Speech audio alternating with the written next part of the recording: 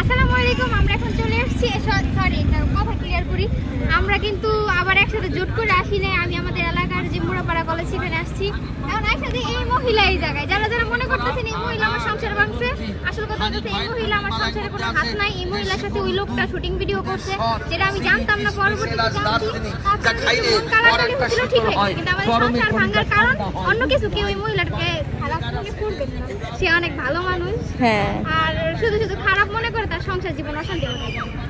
আর আমি ওনার হাজবেন্ড আছে এবং কি উনি নতুন সংসার জীবনে গেছে। শুধু শুধু ওনারা খারাপ মনে করবেন না।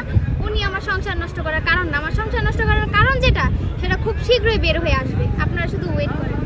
আর আমি কিছু লোকের উদ্দেশ্যে বলতেছি, সেটা ছেলে না মেয়ে জানি, মানে কেউ মিন করবেন না যে ছেলেদের উদ্দেশ্যে বলতেছি, ছেলে মেয়ে উভয়ের পক্ষে বলতেছি আমি। যে মনে করেন একটা মেয়ের যখন বিচ্ছেদ হয়ে যায়, ওই মেয়েটাই জানে বিচ্ছেদের যন্ত্রণা কি। আপনারা কি বুঝবেন? আর আপনারা তো যে স্বাদ গ্রহণ করছেন সেই বলতে পারবেন যে আসলে এটা কতটা যন্ত্রণা।